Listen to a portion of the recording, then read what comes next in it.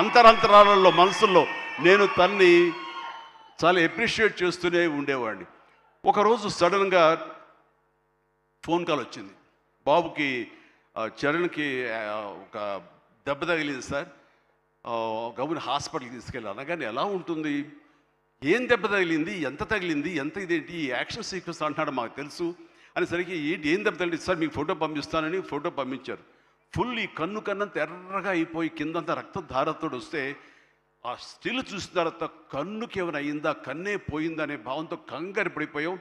వాళ్ళ అమ్మకి చూపించాలా చూపించకూడదా అని చెప్పేసి ఏంటంటే ఇది బాబు హాస్పిటల్ చిన్న ట్రీట్మెంట్ అంట, ఏదో చిన్న ఇదంట అని అన్నానే కానీ ఆ డాక్టర్ మన సుధాకర్ ప్రసాద్ గారు, ఆయన కాస్మెటిక్ సర్జన్, ఆయన చూసి ఆయనతో మాట్లాడిన తర్వాత చాలా అదృష్టం అండి, కన్ను గుడ్డు పోవాల్సింది పోకుండా ఐబ్రోకి కింద నుండి బోన్ దగ్గర అవతల ఒక డ్రెస్లర్ ఒక గుండు వచ్చి హిట్ చేసింది, అది కట్ అయింది కిందంతా, అంతే తప్ప ఇంకేం కాలేదు, అవి ఎలాంటి ఇబ్బంది లేకుండా నేను స్టిచెస్ చేస్తున్నాను అని చెప్పేసి అంటున్నాడు. ఒక 7-8 పడ్డాయి ఫీచర్స్. ఆ తర్వాత అన్న తర్వాత ఒక సై ఆఫ్ రిలీఫ్ అమ్మాయి అప్పుడు చెప్పిన వాళ్ళ అమ్మకి పెద్ద ప్రమాదం ఏం కాదని చెప్పేసి. సో అలాంటివి ఉన్నప్పుడు, అంత కష్టం తీసుకుంటున్నప్పుడు నేను బాధపడే కంటే కూడా సంతోషపడ్డాను ఎస్ అని. ఇలాగా ఇది జరుగుతున్నప్పుడు నాకు ఒక పాత ఇన్సిడెంట్ ఒకటి గుర్తుకొచ్చింది. గూండా సినిమా, అది 1983 ఎండ్లో అనుకుంటా, బహుశా నాకు ఇంకా అప్పుడు చరణ్ పుట్టలేదు, మరి కడుపులో పడ్డాడేమో తెలియదు నాకు, ఆ సినిమా టైమింగ్ అది తెలీదు. ఆ సినిమాలో ఒక ట్రైన్ కింద నేను హ్యాంగ్ అవుతూ ఆ రాడ్ పట్టుకుని క్రాల్ అవుతూ పాకుతూ వెళుతూ ఉంటే, రన్నింగ్ ట్రైన్లో ఒక 30-35 కిలోమీటర్ స్పీడ్లో వెళ్తూ ఉంటే కెమెరాలు 4 పక్కల ఫిక్స్ చేసేసారు.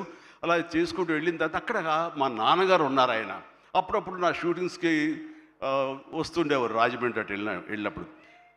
ఆయన చూసిన తర్వాత ఎందుకో కడుతారు, డూపో లోపల పడుకుంటాడేమో అనుకుంటే నేనే పడుకునేసరికి నాన్న కంగారు పడ్డారు.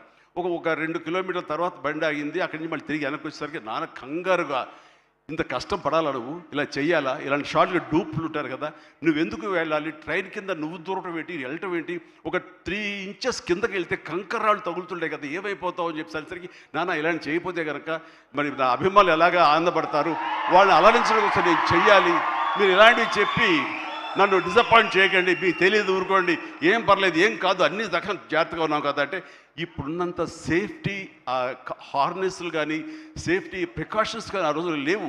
మన చేతి బలంతో హ్యాంగ్ అవుతూ వెళ్ళాలి.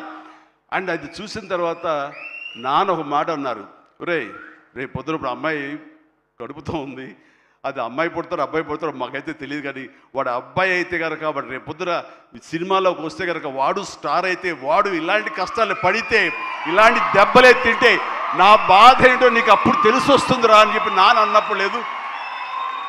ఈ కంటి మీద దెబ్బ తగిలింది, మణికట్టు ఫ్రాక్చర్ అయ్యింది అని అన్నప్పుడు నాకు మా నాన్నగారు గుర్తుకొచ్చారు.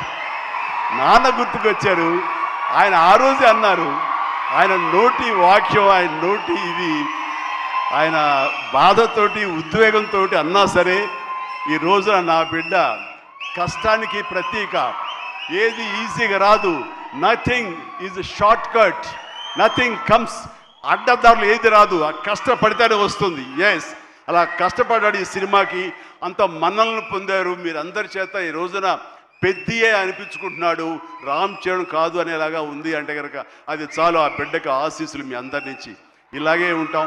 మేము ఎప్పుడు కష్టపడ్డ ఒకటే నమ్ముకున్నాము, కష్టపడతాం తప్ప ఏది షార్ట్ కట్లో కావాలని కోరుకోవు, ఒళ్ళు వంచి పనిచేస్తాం. ఈ రోజుకి అదే.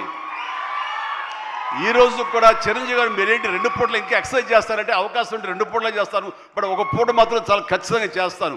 ఇద్దరం జిమ్లో ఒకరు పోటీ పడుతుంటాం అనమాట. మరి సరదాగా పర్సనల్ విషయాలు మీతో షేర్ చేసుకోవడం ఆనందంగా ఉంది. అండ్ చరణ్ ఈ సినిమాలో తను నటించలేదు, జీవించాడు. అందుకనే ఇంకా చిరంజీవి కాదు, తను చరణ్ జీవి అని మీ నుంచి వచ్చిన మాట ఇది. నిన్న కూడా ఢిల్లీలో పిఎం గారు నరేంద్ర మోడీ గారితో పాటు తను కూడా ఒక కాంక్లేవ్లో పాల్గొన్నాడు, రిపబ్లిక్ టీవీ కాంక్లేవ్లో పాల్గొన్నప్పుడు వాళ్ళు కొత్త కాయినేజ్ పెట్టారు, న్యూ ఏజ్ మెగా